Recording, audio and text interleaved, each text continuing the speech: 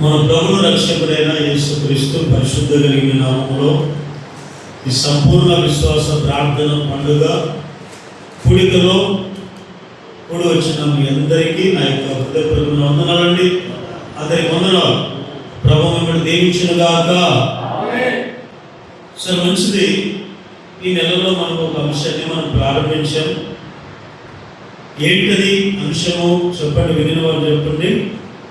దివిటీల గురించి మనము చెప్పుకుంటూ వస్తున్నాం.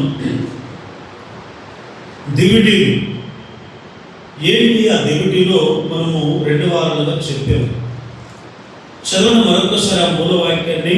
మత్తయి సువార్త 25వ అధ్యాయం 1-2 వచనాలు. పరలోక రాజ్యము తమ దివిటీలను పట్టుకుని పెండ్లి కుమారుని ఎదుర్కొనుటకు బయలుదేరిన 10 మంది కన్యకలను పోలి ఉన్నది. వీరిలో 5 బుద్ధి లేని వారు, 5 బుద్ధి గలవారు. బుద్ధి లేని వారు తమ దివిటీలను పట్టుకుని తమతో కూడా నూనె తీసుకొని పోలేదు. బుద్ధి గలవారు తమ దివిటీలతో కూడా సిద్ధెల నూనె తీసుకొని పోయేది. చాలు వినండి. అందరు తలలెత్తులను చూస్తే మీకు అర్థమవుతుంది. ఈ 10 మంది కన్యకలు గురించినటువంటి సంగతులు బైబిల్లో రాయబడి ఉంది. పరలోక రాజ్యమే మన గమ్యం. ఈ లోకం మనకు శాశ్వతం కాదు. మనకు కలిగిన ఆస్తులు అంతస్తులు శాశ్వతం కాదు.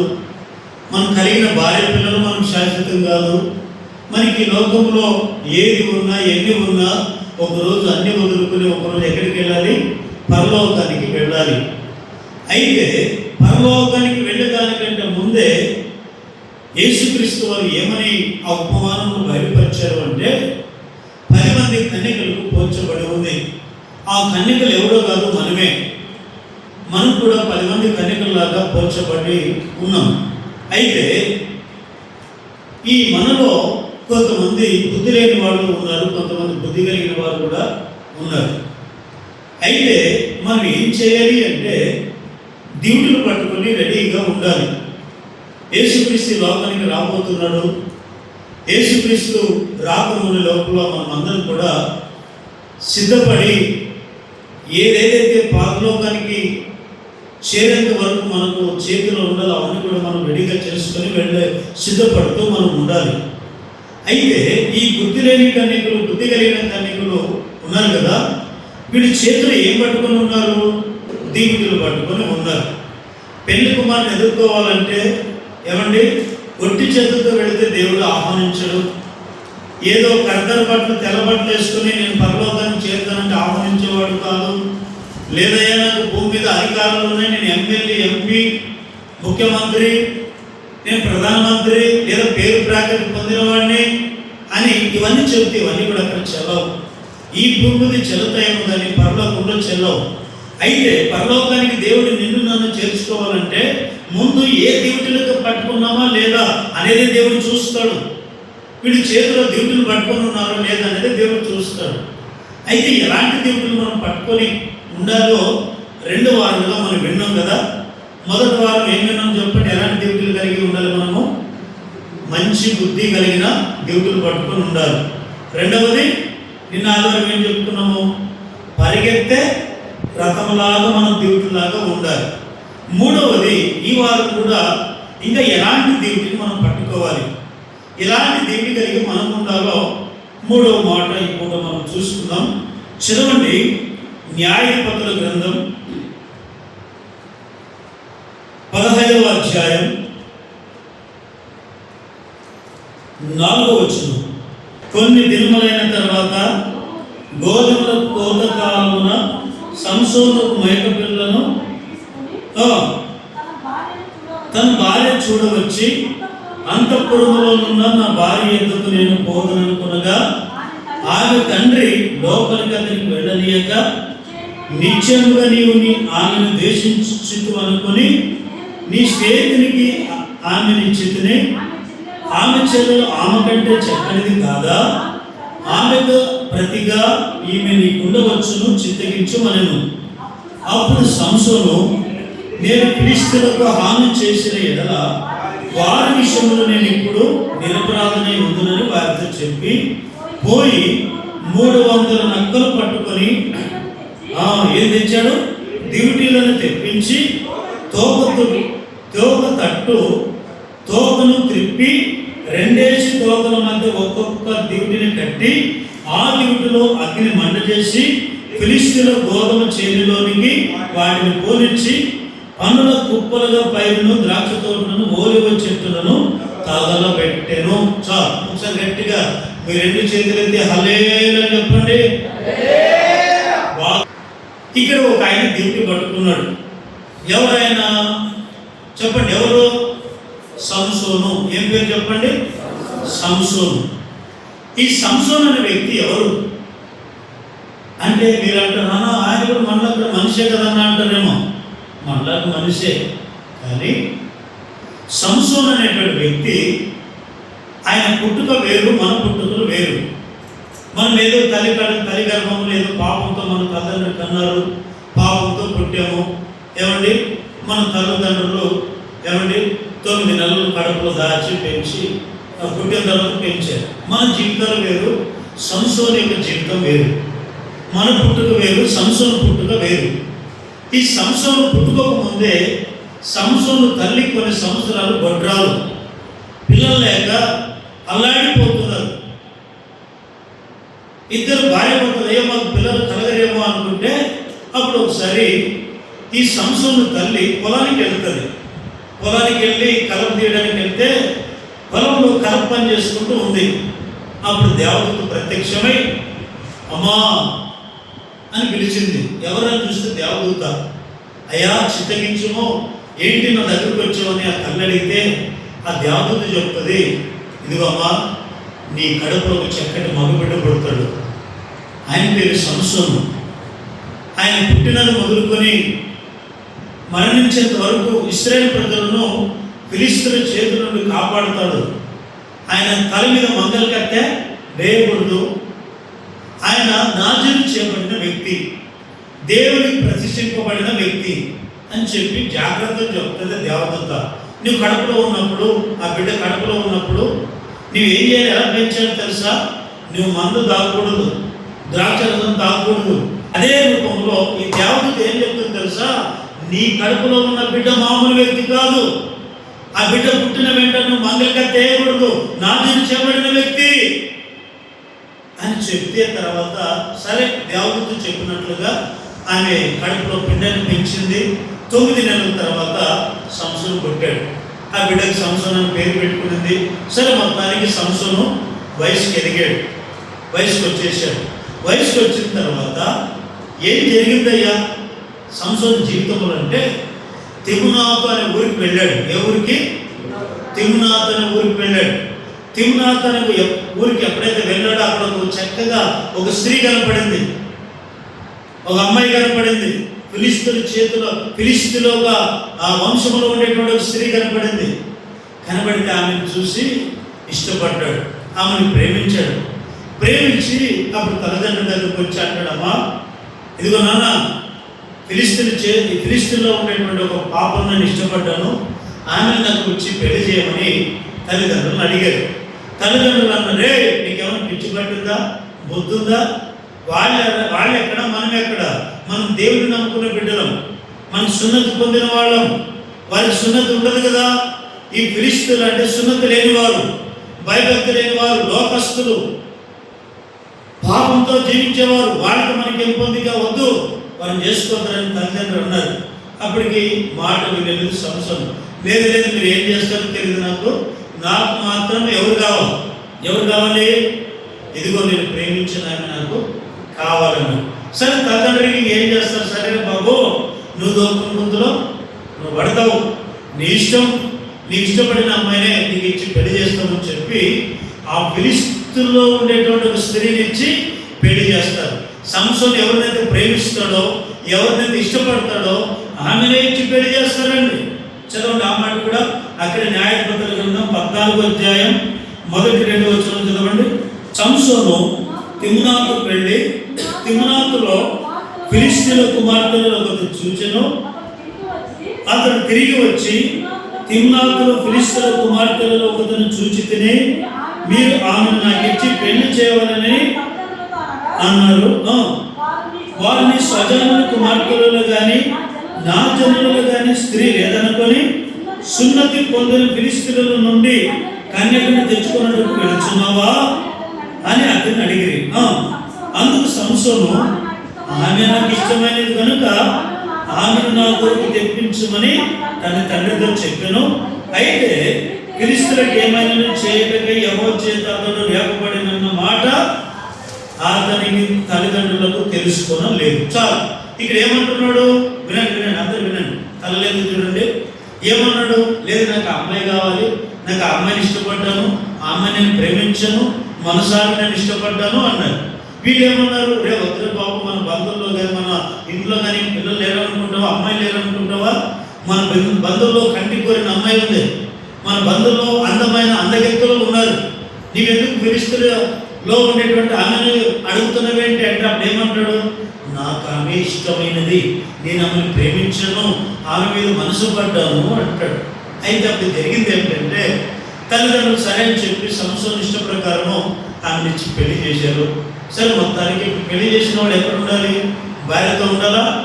భార్యతో ఉన్నాడు, కొన్నాళ్ళు ఉన్నాడు.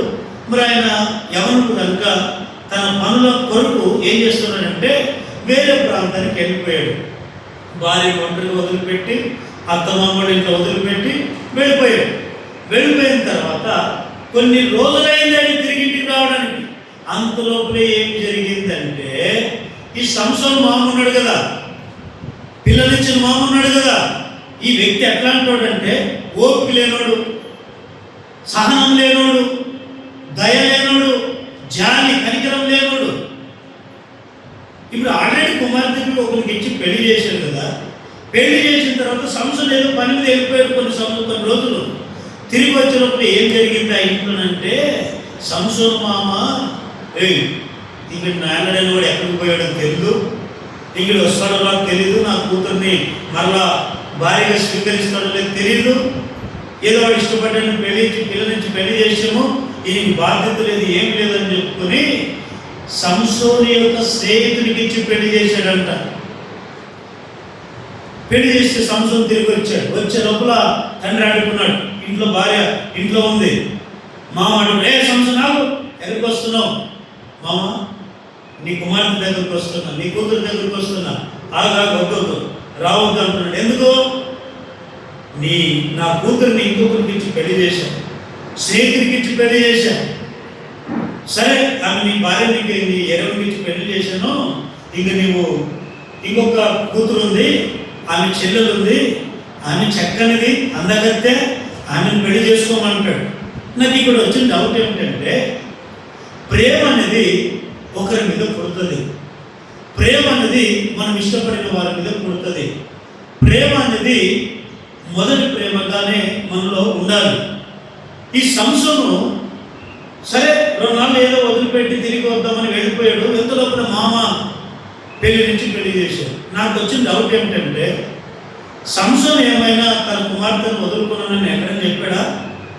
లేదు, నాకు నీ బిడ్డ ఇష్టం లేదు, సంసారం చేయదు, ఆమె సమయానికి అన్నం పెట్టదు, టయానికి నాకు సేవ చేయదు అని ఎక్కడ ఏ పాలు పడలేదే. సరే, ప్రేమించిన కాలానికి వివాహం చేసుకున్నాడు, దూరం వెళ్ళి అంతులోకి నుంచి పెళ్లి చేశాడు.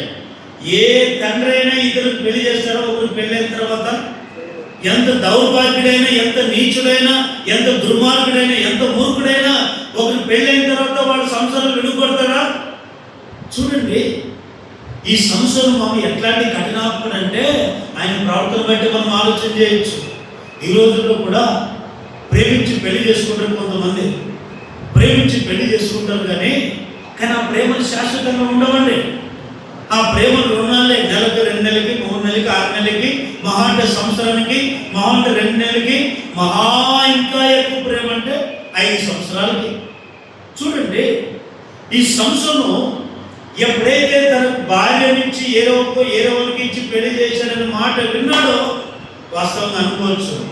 ఇప్పుడుండే కాలం ఎట్లయిపోయింది, ఇప్పుడు జనరేషన్ అంటే ఈమె కాకుంటే ఇంకొకరు, ఇతను కాకుంటే ఇంకొక ఆయన, ఆయనే ఉన్నాడు నాకు అప్పటి నుంచి, ఈమె ఉంది నాకు అప్పటి నుంచి అనుకొని వేరే వారి నుంచి పెళ్లి చేసుకునే వాళ్ళు ఉన్నారు. కానీ సంసోను అలా చేయలేదండి. సంసోను అట్లా చేయలేదండి. పిల్లలిచ్చి పెళ్లి చేస్తే నేరవుతుంది అంటే సరే కోపం వచ్చింది. ఇంకా ఈ కోపంలో ఎవరిని ఏం చేయాలో తెలియక, మామని చెప్పాలో కట్టుకున్న భార్యను చెప్పాలో తెలియక ఏం చేశాడు తెలుసా? 300 నక్కలు పట్టుకున్నాడంట. ఎన్ని వందలు? చూడండి, మనం ఇంట్లో ఒక గేదె ఉంటే, ఒక కుక్క పిల్ల ఉంటే, ఒక కోళ్ళు చాకుంటే, ఒక కోడిని పట్టుకోవడానికి ఎంతమంది ఉంటుంది కదా. కోళ్ళు వదిలాడు అనుకోండి, ఆ కోళ్ళు తిరిగకుండా ఆ గింజింది ఈ గింజింది నుంచి లోపల రాత్రి అయ్యే లోపల ఏం చేస్తాం? చీకటి పడే లోపల కోళ్ళని ఇంక మళ్ళా వాటిని ఎక్కడ దాచిపెడతాం? గంపులో. కానీ ఈ సంవత్సరం మనం ఒక కోడిని పట్టుకోవడానికి 8 తిప్పలు పడతాం. సంవత్సరం 300 నక్కలు పట్టుకున్నాడంట. అంత బలాఢ్యుడంట. ఇవన్నీ కథలు కాదు, జరిగిన సంగతులే. 300 నక్కలు పట్టుకొని ఏం చేశాడు తెలుసా? దివిటీలను తెప్పించాడు. దివిటీలు తెప్పించి ఆ నక్కలకు తోకలున్నాయే, తోకలకేసి కట్టాడు. ఒక నక్క ఇంకొక నక్క జత చేసి ఆ 2 నక్కలకి మధ్యలో ఉండే తోక, ఆ తోకలకి దివిటీలు కట్టాడు. 300 నక్కలు కట్టి దివిటీలు కట్టి దివిటీలకు నూనె పోసి మంట పెట్టి ఆ ఫిలిష్తీయులో ఉన్నటువంటి పంట పొలాన్ని నాశనం చేయబడి నన్ను పంపించాడు. అవన్నీ దివిటీలు కట్టబడిన వెంటనే నక్కలన్నీ కూడా వెళ్ళిపోయి ద్రాక్ష తోటలు, ఆ తోటలు, ఈ తోటలు, ఇక ఫిలిష్తీయులకు కలిగిన సమస్తం అన్నిటిని నాశనం చేసే పంట పొలాలను. నేను చెప్పే మాట ఏమిటంటే, దివిటీలు ఎందుకు తెప్పించాడు? ఎవరి బట్టి తెప్పించాడు? ఎలాంటి డ్యూటీలు తెప్పించాడు అంటే, ఈ డ్యూటీలు కాకుండా ఏరే చేయొచ్చు కదా, ఈయన వెళ్ళి సంపొచ్చు కదా అంటే, ఎలాంటి డ్యూటీ అంటే, ఎప్పుడైతే మామన్నాడో ఇదిగో నీ భార్య కాదిక ఇంకొకరికి ఇచ్చి పెళ్లి చేశాను, ఇక నీ ఇంకొకరు దాన్ని పెళ్లి చేసుకోమని ఎప్పుడైతే అంటాడో కోపం వచ్చి డ్యూటీ. కానీ ఎట్లాంటి డ్యూటీ తెచ్చాడు తెలుసా? ఆత్మీయంగా ఆలోచించండి. మరువని ప్రేమ సంవత్సరంలో మనం చూస్తాం. భార్యని ఎప్పుడైతే ఇష్టపడ్డాడో, భార్యని ఎప్పుడైతే మనసు పడ్డాడో, అదే ప్రేమ అంతవరకు సంవత్సరంలో ఉంది. భార్యకి లేదు భర్త మీద. ఇష్టపడ్డాడు, ప్రేమించి పెళ్లి చేసుకున్నాడు, కానీ భార్యకి లేదు భర్త మీద ప్రేమ.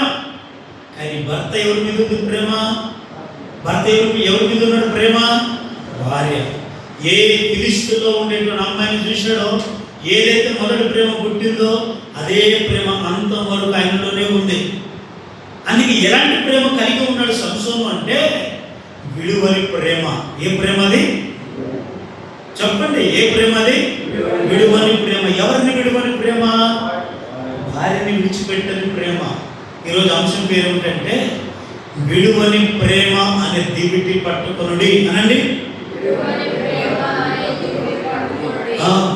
ఇప్పుడు దివిటిని ఎందుకు కోపం వచ్చిందంటే, ఆయన కోపం ఎవరి గురించి ఇప్పుడు తెలియక, సొంత మామను చంపాడా?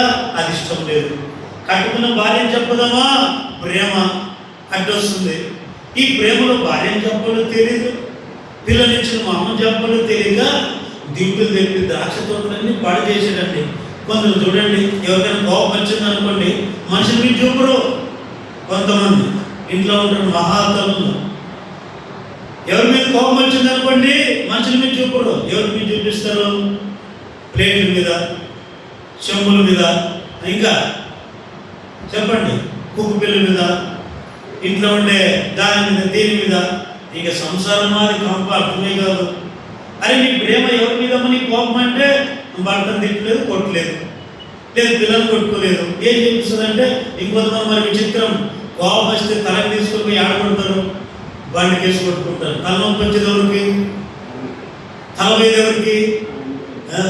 కొంతమంది ప్లేట్లు బాగా కొట్టుకుంటారు ఇంట్లో.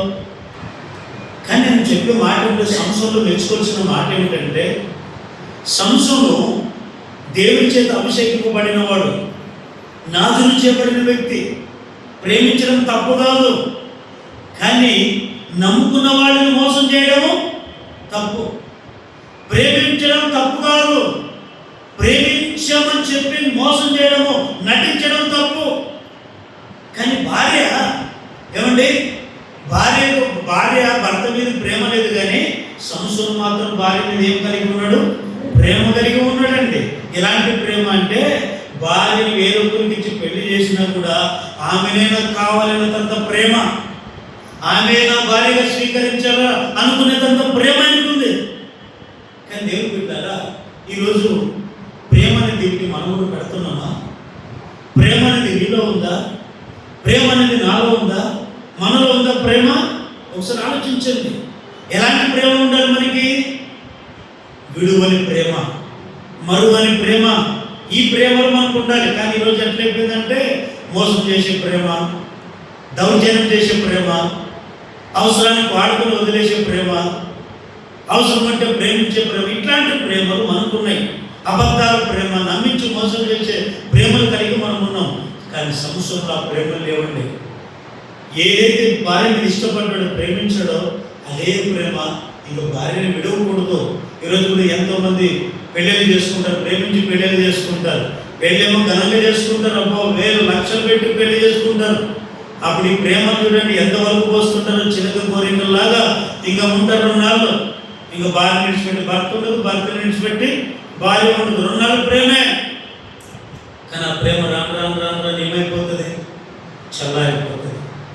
ఒకప్పుడు ఈమె భర్త వచ్చేంత వరకు భార్య అన్నం తినేది ఇంట్లో. ఎందుకు? నా భర్త వచ్చిన తర్వాత నేను భోజనం చేయాలి, నా భర్త తిన్నాకే నేను తినాలనుకుంటుంది. మొదట్లో ప్రేమ అంటారు. ఒక 6 నెలలు, సంవత్సరం, 2 ఏళ్ళు అయిన తర్వాత వాడు ఎక్కడైనా పోయినా ఫస్ట్ నాకు కడుపు నిండితే ఇట్లాంటి ప్రేమలు ఉన్నాయి. ఇప్పుడు చూడండి దేవుడు బిడ్డలారా, సంవత్సరంలో ఎట్లాంటి ప్రేమ అంటే భార్యని విడవలేని ప్రేమ, భార్యని మరవని ప్రేమ ఆయన కలిగి ఉన్నాడు. ఆ కోపం మీద ఈ ప్రేమ అనే దివిటి తెచ్చి నక్కలు కట్టి, దివిటీలు కట్టి ద్రాక్ష తోటలు పాడు చేశారండి. తర్వాత ఫిలిస్తీన్లు ఏం చేశారు తెలుసా? సంసోను మీద పగ తీర్చుకోలేదు. సంసోను మామ మీద సంసోను భార్య చెప్పలేదు. మీరు తర్వాత ఈ అధ్యాయంలో చదవడం మీకు అర్థమవుతుంది. కానీ నేను అంటాను, ఈరోజు మనకు ప్రేమ అనే దివిటి ఉందా? ప్రేమ అనే దివిటి కట్టుకొని ఉన్నామా? లేకుంటే ద్వేషం నీలో ఉందా? అహంకారం నీలో ఉందా? గర్వం నీలో ఉందా? కోపం నీలో ఉందా? అసూయ నీలో ఉందా? కుళ్ళు నీలో ఉందా? ఏది నీలో మీ డ్యూటీలు కట్టుకుంటున్నారు? అది కదండి. ఒక వ్యక్తిని ఇష్టపడ్డాము అంటే ఒక వ్యక్తి కావచ్చు, లేదా దేవుడు కావచ్చు. మొదటి మనం ఎవరు ప్రేమించాలి? యేసుక్రీస్తు వారు అంటారు, సీమోను నువ్వు నన్ను నిజంగా ప్రేమిస్తున్నావు అని అడిగాడు లేదా? సీమోను ఏమన్నాడు? నిజంగా ప్రేమిస్తున్నాను ప్రభువా అంటాడు. అన్నాడు లేదా? మరో డౌట్ వచ్చామంటాడు, నిజం చెప్పు సీమోను, నువ్వు నన్ను నిజంగా ప్రేమిస్తున్నావా అని అడిగాడు. ఏమన్నాడు? మరలా నిజమే ప్రభువా, నిజంగా ప్రేమిస్తున్నాను 2 సార్లు అడుగుతాడు. మరలా 3వసారి అడుగుతాడు. ఏమని? సీమోను నిజం చెప్పు, నిజంగా నన్ను ప్రేమిస్తున్నావా? ఎందుకని సార్లు అడిగాడు అంటే కొంతమంది నటిస్తుంటారండి, ప్రేమ ఉన్నట్టు నటిస్తుంటారండి. నటనలో అది నిజమైన ప్రేమో లేకుంటే నటన అర్థం కాక అడుగుతుంటాడు. అందుకే అడిగాడు. సీమోను నన్ను నిజంగా ప్రేమిస్తున్నా అంటున్నావు కదా, అయితే నా గొర్రెలను మేపు, నా గొర్రెలను కాయ అంటాడు. ప్రేమించేవాడు వారి కొరకు ప్రాణం పెడతాడు, ప్రేమించేవాడు వారి కొరకు నమ్మకంగా ఉంటారు. ప్రేమించేవారు ఎప్పుడైనా సరే ప్రేమించిన వాడు చేయి వదిలిపెట్టరు. సంఘాన్నైనా, దేవుణ్ణైనా, ప్రేమించే వ్యక్తులనైనా, లేదా భర్తనైనా, భార్యనైనా, పిల్లలనైనా ప్రేమించేవాడుగా అది అంతవరకు ఆ ప్రేమ చల్లారిపోదు. కానీ ఈరోజు ఆ దివిటి మండట్లేదు, అది ప్రేమలో మండట్లేదు. ప్రేమ ఏం చేసుకుంటున్నారు? అందరిలో ఏం చేసుకుంటున్నారు? చల్లారిపోయింది. భర్త మీద భార్య ప్రేమ చల్లారిపోయింది, భార్య మీద భర్తల ప్రేమ చల్లారిపోయింది, తల్లిదండ్రుల మీద పిల్లల ప్రేమ చల్లారిపోయింది, పిల్లల మీద తల్లిదండ్రుల ప్రేమ చల్లారిపోయింది, సేవకుల మీద విశ్వాసుల ప్రేమ చల్లారిపోయింది, విశ్వాసుల మీద సేవకుల ప్రేమ. ఇదంతా ఎందుకు చల్లారిపోతున్నారు అంటే దేవుని బిడ్డలారా, అతిక్రమలే దానికి కారణం, మోసాలే దానికి కారణం, మనుషుల గర్వాలే దానికి కారణం, మాట వినని శోభలే దానికి కారణం. ఇవి ఎప్పుడైతే మనుషులు కనబడుతున్నాయో ఉండే ప్రేమ వదులుకుంటున్నారు. యేసుక్రీస్తు వారు అంటున్నారు కదా, నేను ఈ లోకానికి వచ్చే లోపల మనుషులందరూ ఏం చల్లారిపోతుందంట? వినండి, ఏం చల్లారిపోతుందంట? కానీ చల్లారిపోకుండా ఆ ప్రేమను దేవుడికి ఎప్పుడు ఏం పోయాలి? నూనె పోస్తూనే ఉంటేనే అది మండుతుంది. ఈ నూనె గురించి ఇప్పుడు చెప్పాలన్నాను కదా, వచ్చానని చెప్తానన్నాను కదా. అయితే ఒకటి ప్రేమ అనే దివిటి మనం అందరం పట్టుకుందుముగాక. ప్రేమ అనే దివిటి కలిగి మనం జీవించుదుముగాక. ఎలాంటి ప్రేమ చెప్పండి? ఎలాంటి ప్రేమ? విడువని ప్రేమ, మరువని ప్రేమ. సంసోను భార్య మీద ఆయన ప్రేమించిన నాటి మొదలుకొని భార్య విడిచిపెట్టడానికి ఇష్టపడలేదు, మరవకుండా ఉండడానికి ఆయన ఇష్టపడలేదు. అంతవరకు ఆమె చేపట్టుకుని నడిపించాలనుకున్నాడు, కానీ భార్య మోసం చేసింది. భార్య మోసం చేసిన ఆమె ఏమైపోయింది? ఆఖరికి చనిపోయింది. నేను అంటాను, ఎప్పుడైనా మనం ప్రేమించిన వాడిని మోసం చేయకండి. ఎవరైతే ప్రేమిస్తుంటారో వాడిని మోసం చేయొద్దండి. అది భర్త కావచ్చు, భార్య కావచ్చు, పిల్లలు కావచ్చు. ఏమండి? ప్రేమించిన వారి కొరకు మనము మరవకుండా మనం అంతవరకు జీవించడమే మన గమ్యం, మన యొక్క విశ్వాస యొక్క లక్షణం. హల్లెలూయా. అయితే దేవుని బిడ్డలారా, ఎలాంటి ప్రేమ కలిగి మనం ఉండాలి?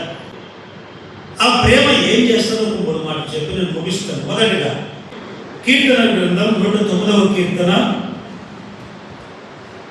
4-5 వచనాలు. 109వ కీర్తన 4-5 వచనాలు.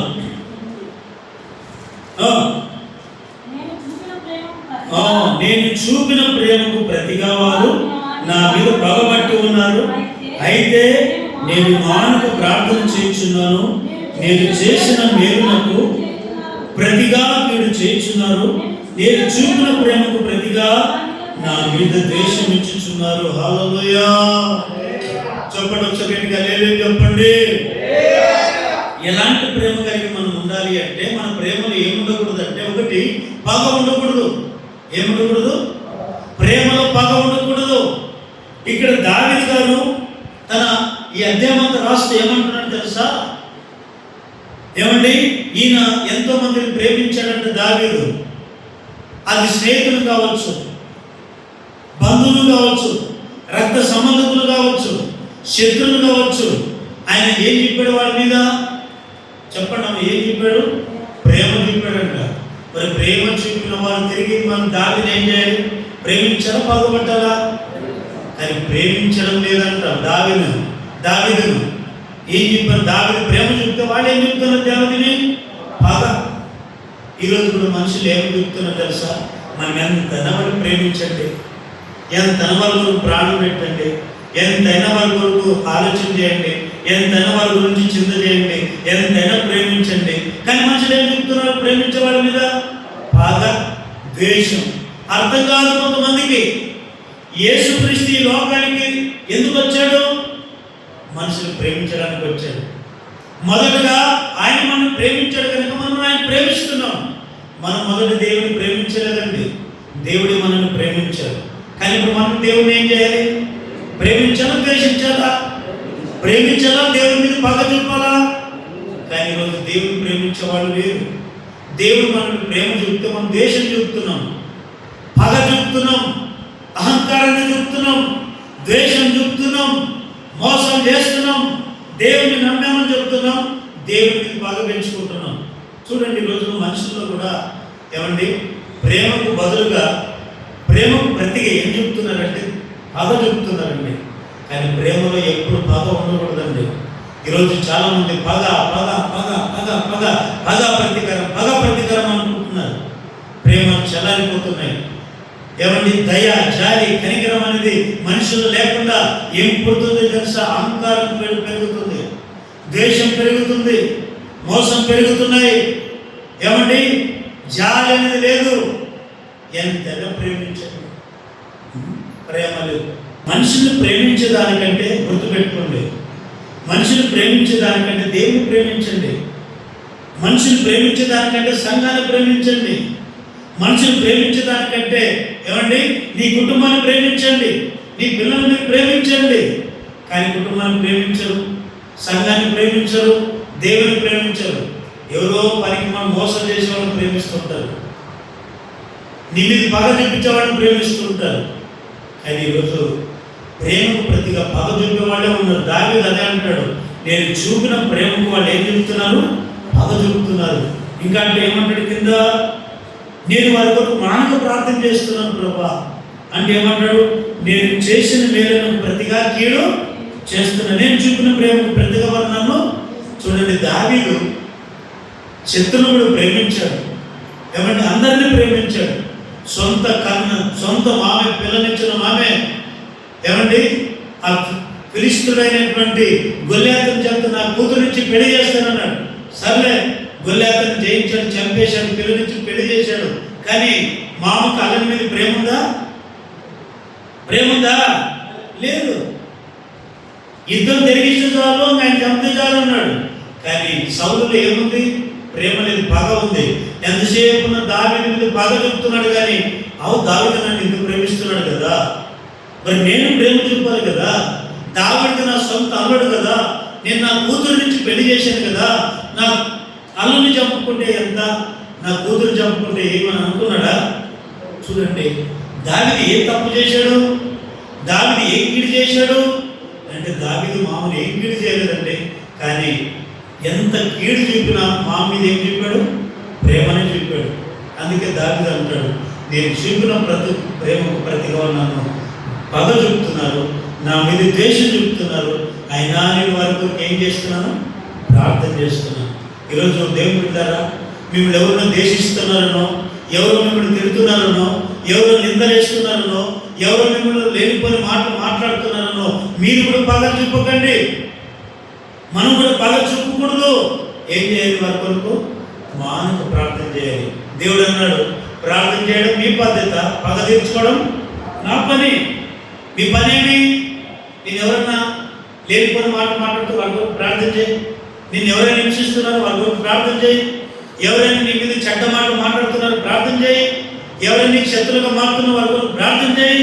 నువ్వు పగ తీర్చుకోవద్దు. నీ పక్షంగా నేను పగ తీర్చుకుంటాను, నీ పక్షంగా నేను వారి మీద పగ తీర్చుకుంటాను. ప్రార్థన చేయడం మన బాధ్యత, కానీ పగ తీర్చుకోవడం మన చేతి పని కాదు. మనం ప్రార్థన చేయాలి, దేవుడు పగ తీర్చుకోవడం. ఒక రోజు వస్తుంది, నీ మీద ద్వేషం చూపిన వారికి, నీ మీద పగ చూపిన వారిని అందరినీ కూడా దేవుడు హతమార్చే రోజు ఒక రోజు వస్తుంది. ఆ రోజు వారిని విడిపించేవాడు ఎవడు లేడు. అంతవరకు మనం ఏం చేయాలి? వారందరిని బట్టి ప్రార్థన, చేతులెత్తి ప్రార్థన చేయాలంటే, దేవా పలానా నా మీద ద్వేషం చూపుతుంది నాయన, పలానా నేను ఎంత ప్రేమించినా నా ప్రేమను అర్థం చేసుకోదు ప్రభా, నేను ఎంతవరకు నేను కన్నీళ్ళు కాల్చి ప్రార్థన చేసినా నన్ను ప్రేమించలేదు నాయన అని మనం ఏం చేయాలి? వారి కొరకు ప్రార్థన చేయాలంట. ప్రార్థన చేస్తే ఒకరోజు తగిన రోజు ప్రతిఫలం దేవుడు అనుగ్రహించును గాక. యోబు గ్రంథం 19వ అధ్యాయం 19వ వచనం చదవండి. నా ప్రాణ స్నేహితులందరికీ నేను అసహ్యునైతిని, నేను ప్రేమించిన వారు నా మీద బాగున్నారు. గట్టిగా లేదని చెప్పండి. యోబు అంటున్నాడు, యోబు ఏమంటున్నాడు? నా స్నేహితులందరికీ నేను అసహ్యుడైతిని. ఎందుకు అంటే ఏమంటాడు కింద? నేను ప్రేమించిన వారు నా మీద ఎవరు తిరిగిపడ్డారు? యోబు మీదమ్మా చెప్పండమ్మా. యోబు మీద ఎవరు తిరిగిపడ్డారు?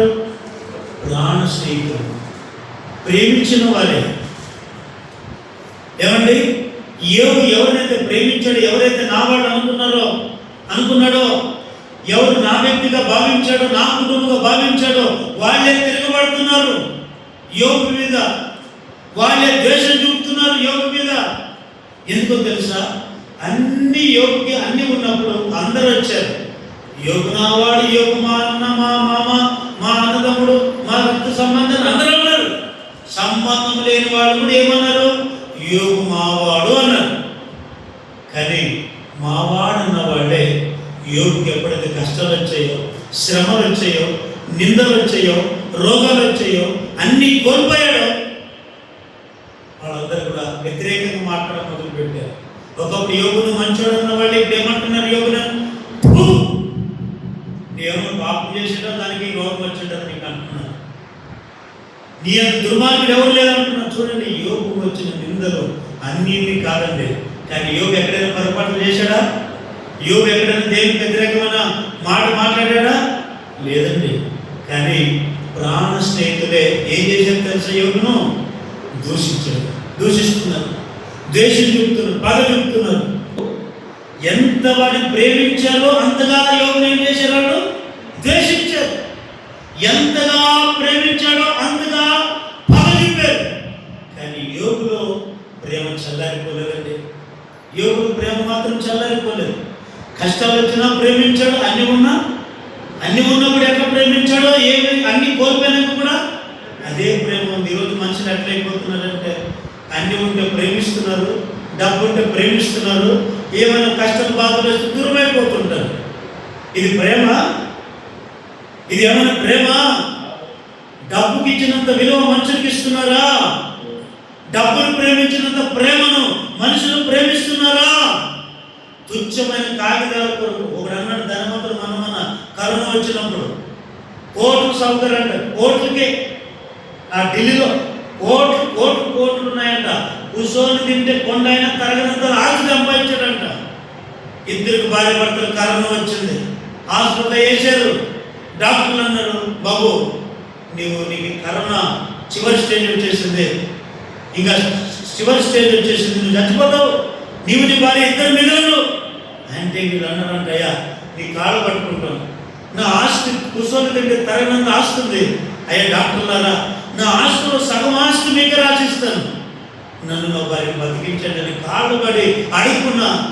డాక్టర్లు అన్నారంట, నీ సగం ఆస్తి కాదు, నీ కలిగిన ఆస్తి అంతా మాకు రాసిచ్చిన నిన్ను కాపాడే శక్తి మాకు లేదు అన్నాడు. చూడండి, ఆఖరికి చెప్పిన ఆ మాట చెప్పిన మరుసటి రోజుకి వాడు చనిపోయారు. ఆ చనిపోక ముందు ఆ మనిషి వీడియో తీసి ఏం చెప్పాడు తెలుసా? ధనవంతుడు, అయ్యా ప్రజలారా, నీకు ఎన్ని కోట్లు ఎన్ని ఆస్తులు ఉన్నది, నీ ప్రాణాన్ని పోయలేవు, నీ ప్రాణాన్ని మిగల్చలేవు. డబ్బు డబ్బు డబ్బు డబ్బు డబ్బు అని డబ్బు పిచ్చిలో పడిపోయి మనుషుల ప్రేమకు దూరం కాకండి. మేము చచ్చిపోతున్నాం, నా పిల్లలు ఒంటరైపోతున్నారే, నా ప్రాణం లేదు, నేను నా భార్య చచ్చిపోయి నా పిల్లలు ఒంటరైపోతున్నారే. డబ్బు మనం కాపాడలేదు, కానీ మనిషి నిన్ను కాపాడుతాడు. హల్లెలూయా! ఆ ప్రేమ నిన్ను కాపాడుతుంది. కానీ ఆ వ్యక్తి అన్న మాట వాస్తవమే. నేను అంటున్న ఈ రోజుల్లో నీ డబ్బు ముఖ్యమా, మనిషి ప్రేమ ముఖ్యమా అంటే కొంతమంది ఏమంటారు, ప్రేమను మనిషి ఎక్కడ పెట్టుకున్నానంట, జోలు పెట్టుకున్నాండి, కానీ డబ్బు అయితే ఎంతకాలం ఉంటుంది నీ డబ్బు. కానీ ప్రేమ ఉన్నవాడు, ఆ మధ్య ఏదో యూట్యూబ్లో ఎక్కడ వాట్సాప్లో చూశాను, ప్రేమకు కులం లేదు, ప్రేమకు మతం లేదు. ఈరోజు కులం కులం కులం, ఇది నా కులం, ఇది నీ కులం, ఇది నా కులం, ఇది నీ కులం అని కొట్టుకొని చస్తున్నాడు. వీడు క్రైస్తవుడు, వీడు హిందూ, వీడు ముస్లిమ్స్ అని చెప్పి ఏమంటే హతమార్చుకోవాలని చూస్తున్నాడు మానవుడు. కానీ దేవుడి బిడ్డలు నేను అంటాను, నీవు రోగం వచ్చి ఏ డాక్టర్ దగ్గరికి వెళ్తావు, మన కులం నీకు తెలుసా? నిన్ను బట్టలు తయారు చేసి బట్టలు తొడుక్కుంటున్నావు, బట్టలు తయారు చేసిన మన కులం నీకు తెలుసా? ఆపదలో వచ్చి ఆపదలో ఉన్నప్పుడు ఆదుకునేవాడు ఎవడు కులం కాదు. ఆపదలు వచ్చి అయ్యా అయ్యా ఆపదలో ఉన్నానయ్యా అని చెప్తే ఎవడో వస్తాడు, వేరే కులం కూడా వస్తాడు, వచ్చే మాదిగోడు నాకు నిల్లు పోయిందంటే సత్యదేవుడు నీవే కదా. కానీ అప్పుడు ఎవడు అబ్బేం చూస్తాడు తెలుసా, నీ నా కులం అవసరం లేదండి, నాకు నిల్లు పోస్తే. కానీ నేను అంటాను, ప్రేమ నిన్ను బ్రతికిస్తుంది కానీ డబ్బు నిన్ను బ్రతికేదండి. ప్రేమ నిన్ను అంతవరకు నడిపిస్తుంది కానీ డబ్బు నిన్ను నడిపేదండి. ప్రేమ తుది శ్వాస వరకు నీ కొరకు ప్రాణం పెడుతుంది కానీ డబ్బు నీ కొరకు ప్రాణం పెట్టదండి. హల్లెలూయా! ఈ యోబు అంటాడు, నా ప్రాణ స్నేహితులు నిన్ను ఎంత ప్రేమించినా వాళ్ళు నా మీద ఏం చెప్తున్నారు? ద్వేషం, నా మీద ప్రగ. దావీదు అన్నాడు, ఆయన చూపిన బ్రతుకు ఏం చెప్పారు? దావీదు మీద పగ చూపారు. యోబు అంటాడు, నేను చూపిన బ్రతుకు ప్రేమకు ప్రతిగా వీళ్ళు ఏం చెప్తున్నారు? స్నేహితులు ద్వేషం చెప్తున్నారు. కానీ నిజంగా ప్రేమ ఎక్కడుందండి? ప్రేమ చల్లారిపోతుంది. అన్నల నుంచి తమ్ముడికి ప్రేమ లేదు, తమ్ముడి మీద అన్నకు ప్రేమ లేదు, అక్క మీద చెల్లికి ప్రేమ లేదు, చెల్లి మీద అక్కకు ప్రేమ లేదు, తల్లిదండ్రుల మీద పిల్లలకు ప్రేమ లేదు. ప్రేమ ప్రేమ ప్రేమ చల్లారిపోయింది. కానీ సంసోనుకున్న ప్రేమ ఎట్లాంటిది? భార్య దూరమైన ప్రేమలో మండే ప్రేమ కలిగి ఉన్నందుకే సంసోను చరిత్రకి ఇక్కడ. హల్లెలూయా! గట్టిగా చెప్పండి. సామెతల గ్రంథం 15వ అధ్యాయం 17వ వచనం, పగవాని ఇంట క్రొవ్విన ఎద్దు మాంసం తినుట కంటే ప్రేమ గల చోట ఆకుకూరల భోజనం తినుట.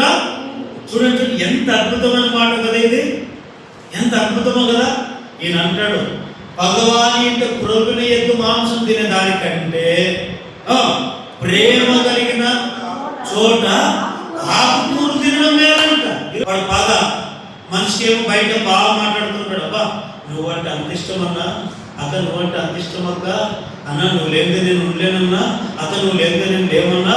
మీరు ఏదో కలిపిన మాటలు పెదాల మాటలే చెప్తారు, కానీ లోపల ఏముంటుంది? ద్వేషం. ఎప్పుడెప్పుడు ఈ వ్యక్తిని అణిచివేద్దామా, ఎప్పుడెప్పుడు ఈ వ్యక్తి మీద నేరం అవుతామా, ఎప్పుడెప్పుడు ఈ వ్యక్తిని నాశనం చేద్దామా అని కోరుకుంటుంటారు మనసులో. కానీ అలాంటి భగవాన్ ఇంట్లో వెళ్ళి ఏమండి నువ్వు క్రొవ్విన మాంసం తింటే ఏం రావు?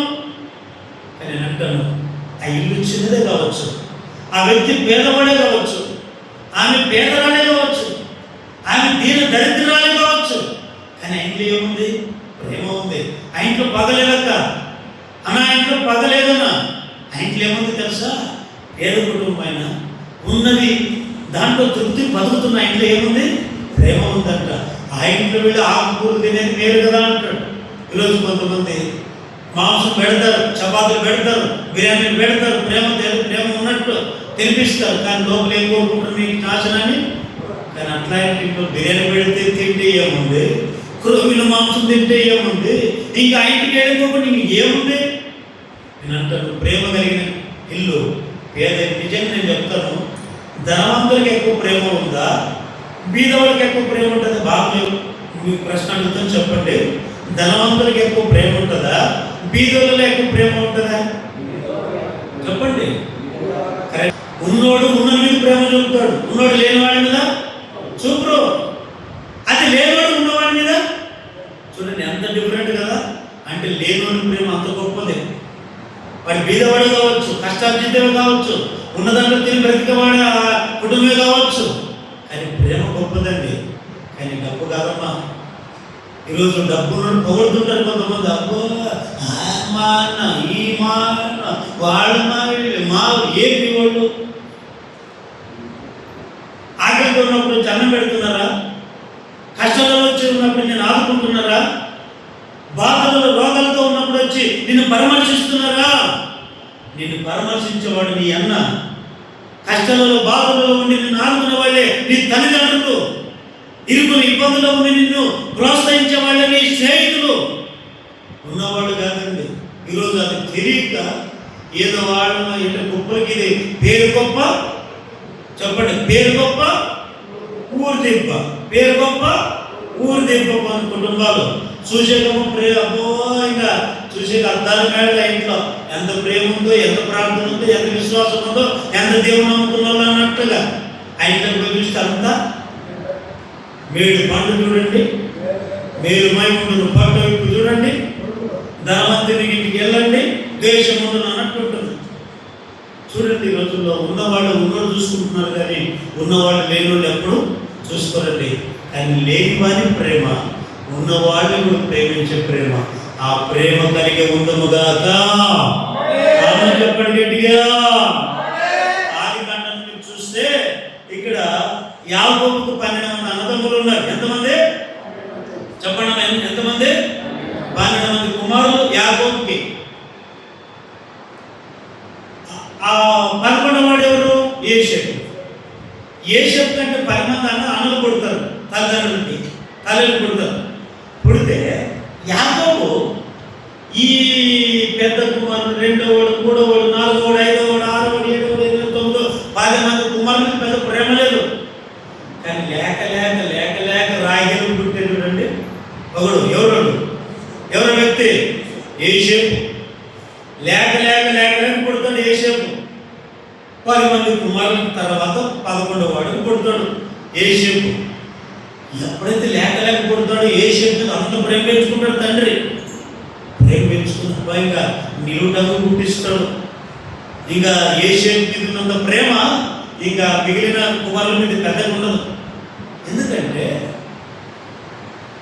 ఎందుకంత ప్రేమ యోసేపు మీద అంటే చదవండి అన్నమాట. ఆదికాండం 37వ అధ్యాయం 3 నుంచి చదవండి. మరియు యోసేపు ఇశ్రాయేలు వృద్ధాప్యమందు పుట్టిన కుమారుడు గనుక తన కుమారులందరికంటే ఎక్కువగా అతను ప్రేమించి అతని కొరకు విచిత్రమైన నిలువటాన్ని పుట్టించెను. అతని సహోదరులు తమ తండ్రి అతనిని తమ అందరికంటే ఎక్కువ ప్రేమించుట చూచినప్పుడు వారు అతని మీద ఏం పడ్డారు?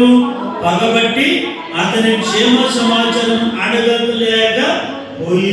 చూడండి వినండి, యోసేపు మీద ఎందుకు తండ్రి అంత ప్రేమ అంటే, యోసేపు ఉన్నది ఉన్నట్టుగా మాట్లాడేవాడు. లోపల ఒకటి బయట ఒకటి కాదు. లోపల బుద్ధి బయట బుద్ధి పెట్టుకునేవాడు కాదు. లోపల మనసు బయట మాట్లాడేవాడు కాదు. ఎందుకంటే ఉన్నది యథార్థంగా మాట్లాడేవాడు. అన్న డాడీ ఇదిగో అన్న దొంగలు చేసి ఇచ్చాడు. వాడు ఎవరైనా అన్నదో అన్నైనా పర్లేదు, కరెక్ట్ అంటే కరెక్ట్, ఒప్పు అంటే ఒప్పు, కరెక్ట్ అంటే కరెక్ట్, తప్పు అంటే తప్పు అనేవాడు యోసేపు. అలాంటి బుద్ధి కలిగిన వాడు. ఎందుకంటే యథార్థ ఓపెన్ హార్ట్. ఆయనకి లోపల ద్వేషం ఏం పెట్టుకునేవాడు కాదు యోసేపు. నా అన్న కదా తప్పు చేశాడు, సరే కప్పుపుచ్చుకుందాం అనుకునేవాడు కాదు. మా చిన్న కదా ఏదో పలానా అబద్ధాలు చెప్పాడు, సరే మా అబద్ధాలు చెప్పాడని చెప్తే 10 మందికి అవమానం కదా, మా ఇంటి పేరు చెడ్డ పేరు అవుతుంది కదా అనుకుని దాచిపెట్టుకునేవాడు కాదు. వాడు అన్నైనా తల్లి అయినా తండ్రి అయినా కరెక్ట్ బతకాలని కోరుకునేవాడే యేషపు. అందుకే దేవుడు యేషపును అంతగా ఆశీర్వదించింది. హల్లెలూయా. ఈరోజు కొంతమంది మన ఇంట్లో పిల్లలు తప్పులు చేసే కప్పుకుంటాం, బయట తప్పులు చేసే వాడట్ల వీడిట్ట ఇయ్యమ్మట్ట ఆయమ్మట్ట అంటాం. అదే మన ఇంట్లో మన పిల్లలు తప్పు చేశారనుకోండి చెప్తామా? ఎంత బాధ లేకుండా కూడా నా బిడ్డంత కరెక్ట్ ఎవరు లేరంటారు. ఎంత తప్పు చేసినా నా కొడుకు అంత కరెక్ట్ ఎవరు లేరంటారు. కానీ అమ్మ అది కదా ప్రేమ. తప్పు చేసినప్పుడు ఏమండి ఒప్పుకొని విడిచిపెట్టిన వాడు కనికరం పొందుతారంట. ఈరోజు మన ఇంటికి ఒక న్యాయం చేసుకుంటాం, ఇతరుల ఇంటికి ఇంకొక తీర్పు చేస్తుంటాం. కాబట్టి బైబిల్లో యేసుక్రీస్తు వారు అంటారు, మీరు తీర్పు తీర్చకండి అంటాడు. నీ కంట్లో దూరం ఉంది, ఇద్దరు కంట్లో నలుస్తుంది. నీ కంట్లో దూరం పెట్టుకొని ఇద్దరు కంట్లో నలుస్తుందని చెప్పడం నీవరు అంటాడు. ముందు నీ కంట్లో ఉన్న దూరం తీసుకొని ఇద్దరు కంట్లో అంటాడు. చూడండి, నిజంగా చాలా మంది వాళ్ళ కుటుంబంలో ఎవరైనా తప్పులు చేశారనుకోండి కప్పుపుచ్చుకుంటారు. ఎదుటి వాళ్ళు కొద్దిగా ఏదైనా 99 పనులు కరెక్టే ఉంది, ఒక్కటి పొరపాటు చేశాడు అనుకోండి, ఇక ఎన్ని మాటలు కదా, ఎంత అయింది ఆ వ్యక్తిని ఇక చెడ్డ చేస్తాము కదా. కానీ యేసేపు పట్టణంలో కాదండి. అందుకే సమాచారాన్ని తండ్రికి తెలిపేవాడు కనుక యేసేపు అంటే అంత ప్రేమ తండ్రికి. ఆ ప్రేమను ఏం గుర్తించాడు? కానీ మిగిలిన అన్నదమ్ములు ఉన్నారు, వీళ్ళు ఎట్లా అంటారు? యేసేపుని ఎప్పుడెప్పుడు తందామా, ఎప్పుడెప్పుడు వాడిని కొడదామా, ఎప్పుడెప్పుడు గుంతలు పడేద్దామా, ఎప్పుడెప్పుడు వాడిని ఏం చేద్దామా అని కాసుకొని ఉండేవాడు. లోపల ఒకటి బయట ఒకటి. చూడండి, అందుకే వాడు వర్ధిల్లలేదు, వాడు కరువు వచ్చింది. కానీ యేసేపు యథార్థవంతుడు కనుకనే ఉన్న ఆ కష్టంలో కన్నీళ్ళు కూడా దేవుడు కాపాడి ఐగుప్తు దేశానికి రాజుగా నియమించాడు. ఒకసారి గట్టిగా చప్పట్లు కొడుతూ దేవుడు ఒకటి ప్రేమలో మనకి ఏముండకూడదు? పగ. ప్రేమలో ఏముండకూడదు? పగ ఉండకూడదు. ప్రేమలో ఒక్కసారి ప్రేమించిన తర్వాత ప్రేమలో మండుతూనే ఉండాలి. శత్రువులు కూడా ప్రేమిద్దాం, మనం దేశించే వాళ్ళకి కనబడ కూడా ప్రేమిద్దాం. వీడు నాకు శత్రువే, వీడు ఎప్పుడైనా నాకు కీడు చేస్తాడని తెలిసినా కూడా మనం ఏం చేయాలి? అంతే. మనం అంతకుమించి ఏం చేయలేము. మనం చెప్తే మారుతారా ఏంటి? మనం చెప్తే మనం బాగా చేసుకుంటారా ఏంటి? మారకుండా మనం ఏం చేయాలి? సరే, ఏదో ఒక రోజు నువ్వు అనుభవిస్తావు అనుకోవాలి, వాళ్ళ కొరకు మనం ఏం చేయాలి? అంతే, మన పని అంతే. యేసుక్రీస్తు లోకాన్ని ఎంతగా ప్రేమించిందమ్మా. అన్నం పెడుతున్నారని కాదు ప్రేమించింది, డబ్బులు ఏది ఇస్తున్నారని కాదు ప్రేమించింది. డబ్బు ఇచ్చిన ఇవ్వకపోయినా, ప్రేమించకపోయినా, ఆస్తులు ఇచ్చిన ఇవ్వకపోయినా, యేసు ప్రభు దేవుడని తెలుసుకోకపోయినా దేవుడి లోకాన్ని ఎంతో ఆయన ప్రేమకు హద్దు లేదు, ఆయన ప్రేమ కొలత లేదు, ఆయన ప్రేమకు పులిష్టము లేదు. ఇప్పటికైనా ప్రేమ ఈ లోకం మీద అల్లాడుతూనే ఉంది. ఆ ప్రేమ మనం అందరం పొందుకుందాముగాక. రెండవది ప్రేమ. ఒకటి, ప్రేమలో పగ ఉండకూడదు. రెండవ మాట చదవడమా? సామెతల గ్రంథం 17:9. ప్రేమను వృద్ధి చేయకూడవాడు తప్పిదములు దాచిపెట్టును, జరిగిన సంగతి మాటికి ఎత్తువాడు మిత్ర భేదము చేయి. అందరు 2 చేతులు ఎత్తే హల్లెలూయా చెప్పండి. చెప్పండి హుషారుగా. రెండవది, ప్రేమలో ఏముండకూడదు, ఇంకా ఏముండాలి అంటే ఏముండకూడదు అంటే స్వార్థం ఉండకూడదు. ఏది చెప్పండి ఏముండకూడదు ప్రేమలో? స్వార్థం ఉండకూడదు. ఏంటి స్వార్థం? అందుకని ఇక్కడ అంటాడు, ఇక్కడ ప్రేమను వృద్ధి చేయకూడవాడు తప్పిదములను దాచిపెడతాడంట. జరిగిన సంగతి మాటి మాటికి ఎత్తువాడు ఏడికెత్తాడు, మాటి మాటికి బాగా తలెత్తి చూడండి. ఏడికెత్తతో మాటి మాటికి జరిగింటప్పుడు తెలుసు తప్పు చేసావు, తెలుసు తెలియగా తిరిగి తాగి ఈ లోకంలో చచ్చిపోయింటావు, తెలుసు తెలియక పాపాలు అన్నీ చేసి ఉంటావు. కానీ తప్పు తెలుసుకొని దేవుని తెలుసుకొని నీతికి బ్రతకాలని బాప్తిసం పొంది ఇక నీతికి పరిశుద్ధంగా బ్రతకాలని ఇక దేవుని సన్నిధికి వస్తున్నావు, కరెక్ట్గా బతుకుతున్నావు. ఇప్పుడు నీలో ఏ పాపం లేదు, ఏ ద్వేషం లేదు, ఏ అబద్ధాలు లేవు, ఏ మోసాలు లేవు, ఏ కపటం లేదు, ఏ అహంకారం లేదు, ఏ గర్వం లేదు. కానీ నువ్వు బాగానే ఉన్నావు. కానీ పక్కన ఉన్నారు, వాళ్ళు ఏం చేస్తారు? జరిగిన సంగతి ఏం చెప్తుంటారు, ఏమంటుంటారు? మాటికి నువ్వు అప్పుడు ఎటువంటి కదా, నువ్వు అప్పుడు ఎటువంటి కదా అని దీన్ని ఏమంటారంటే స్వార్థం. ఏమంటుందండి?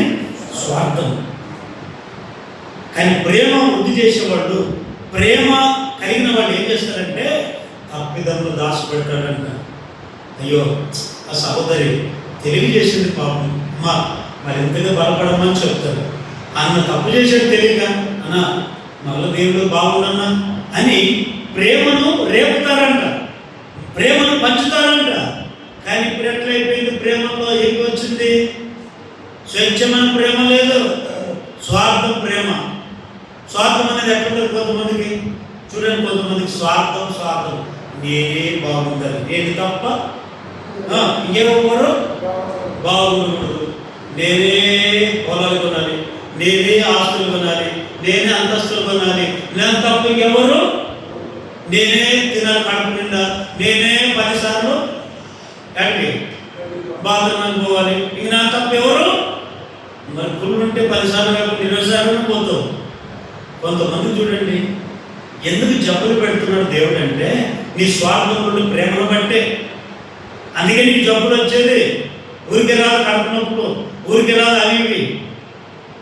దేవుడు జాగ్రత్త. స్వార్థం ఈరోజు ఎట్లయితే తెలుసా?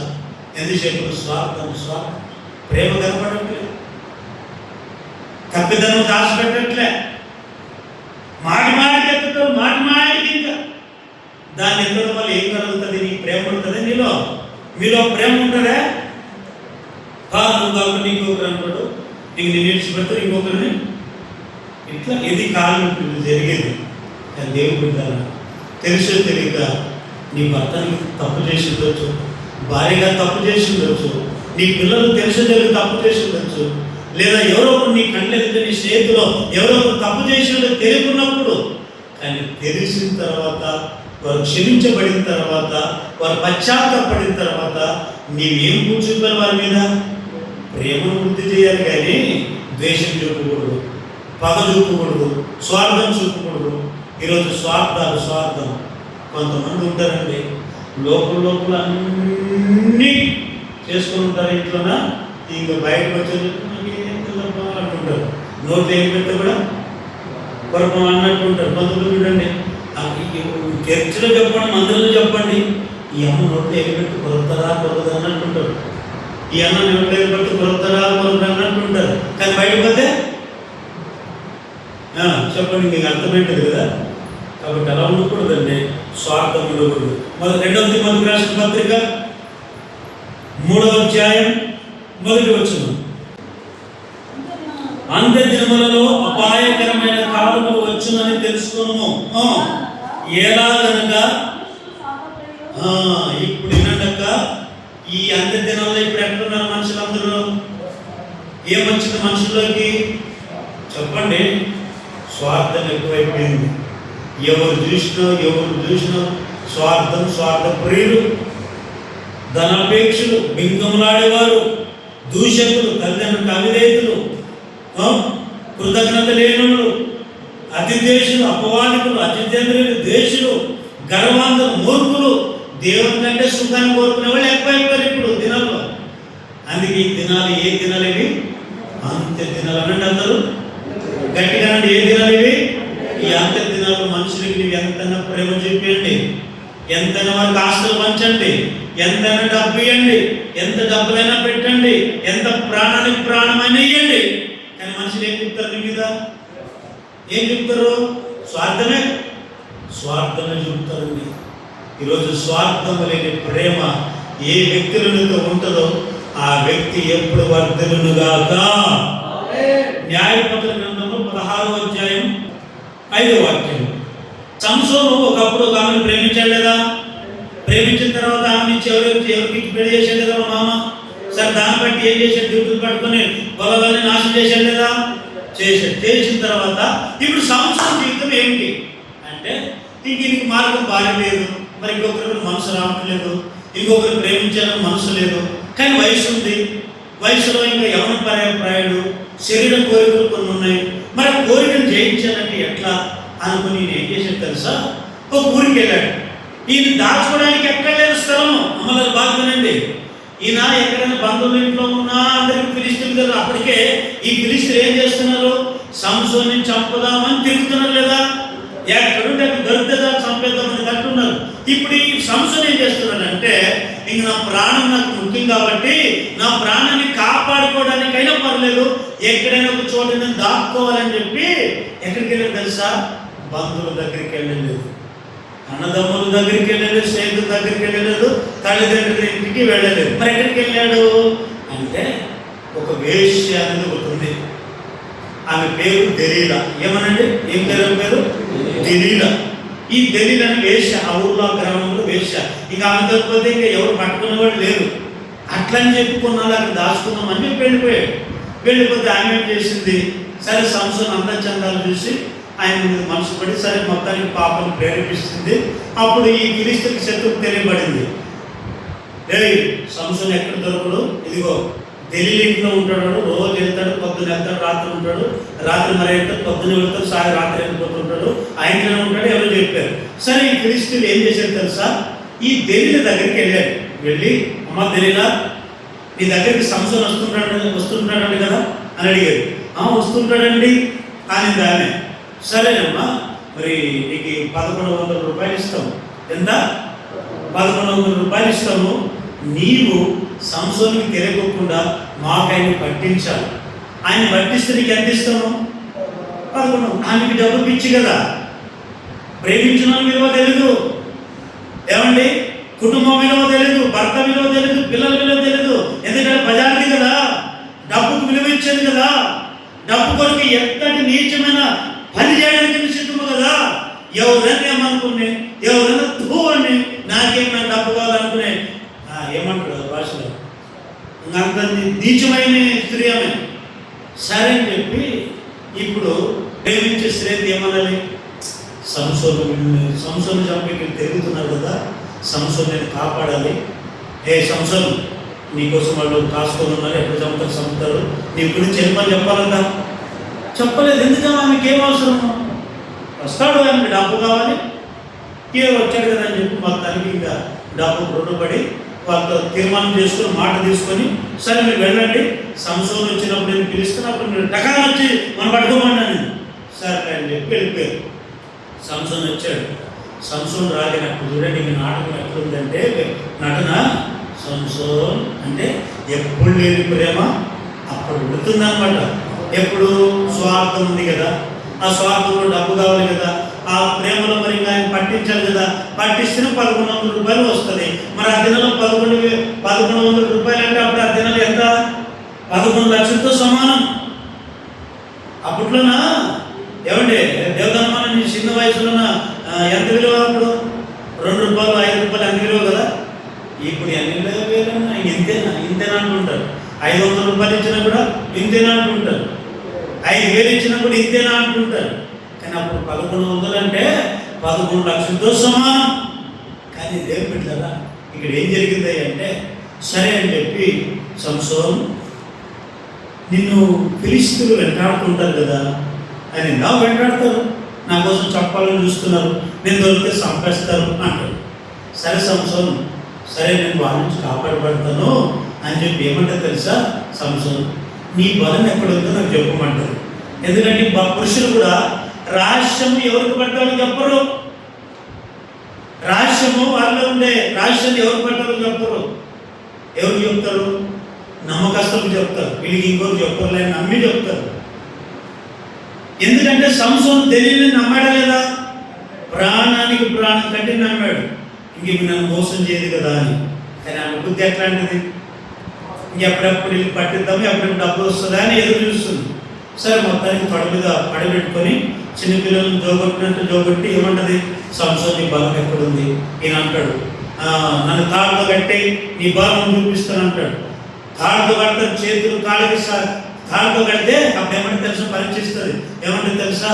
సంసోన్ ఫిలిష్తీయులు వచ్చారంటది. వెంటనే సంసోన్ ఏమంటాడు? ఇట్లా అంటాడు, తాడు లేకపోతే. మరలా అప్పుడు ఏమంటాడు తెలుసా? సంసోన్ నీకు ఇంత బలం ఉంది కదా, మరలా ఇంకొకరి ఏరే తాడు తెచ్చి కడుతుంది, జనపనాలు తాడు తెచ్చి కడుతుంది. 3 సార్లు పరీక్షిస్తుంది. 3 సార్లు పరీక్షిస్తే 3 సార్లు ఏం చేస్తాడు? తాళను తెంపుకుంటాడు, గొలుసు తెంపుకుంటాడు, అంత బలాఢ్యుడు. 4వసారి ఏం జరుగుతుంది అంటే అప్పుడు మాట చదవండి, అర్థమవుతుంది. న్యాయాధిపతుల గ్రంథం 16వ అధ్యాయం 5, 15వ వచనం చదవండి ఏకంగా. అప్పుడు ఆమె, నా యందు నీకు ఇష్టం లేనప్పుడు నేను నిన్ను ప్రేమించుచున్నానని నీవు ఎందుకు చెప్పుచున్నావు? ఇది వరకు నేను ముమ్మారును ఎగతాళి చేసి నీ గొప్ప బలము దేనిలో నున్నదో నాకు తెలుపలేకపోతుందని అతనితో అనెను. ఆమె అతని మాట చేత అతని బాధించి తొందర పెట్టుచున్నందున అతని ప్రాణం విసిగి చావబడెను.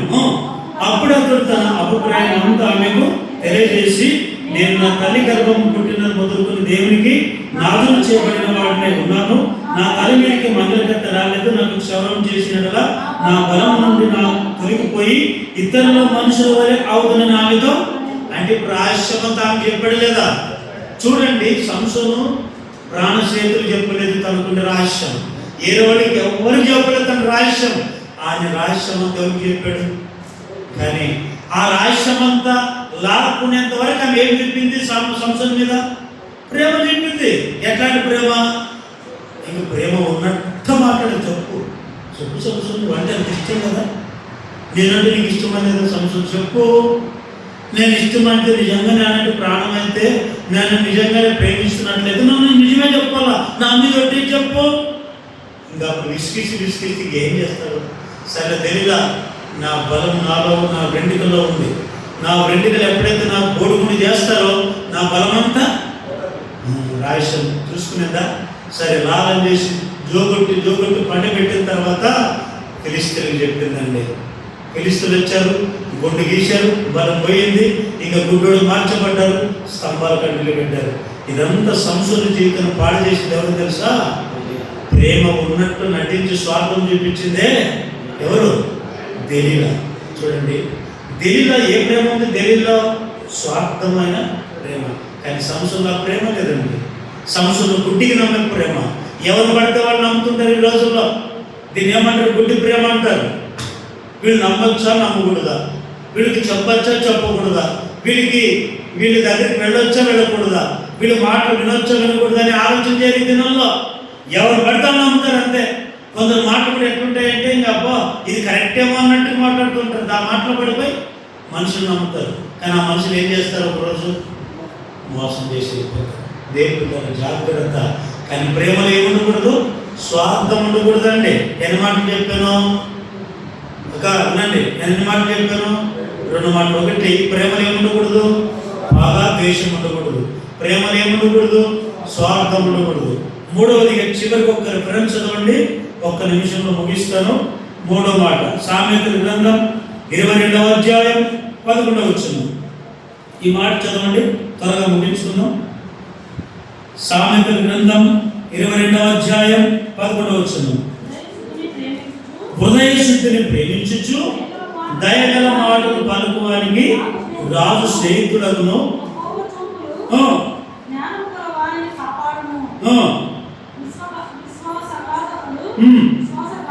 చాలు ఇక్కడ వినండి. ఇక్కడ ఏ ప్రేమయ్య అంటే ఏమండి? కొంతమంది హృదయ శుద్ధిని ప్రేమించుస్తారంట.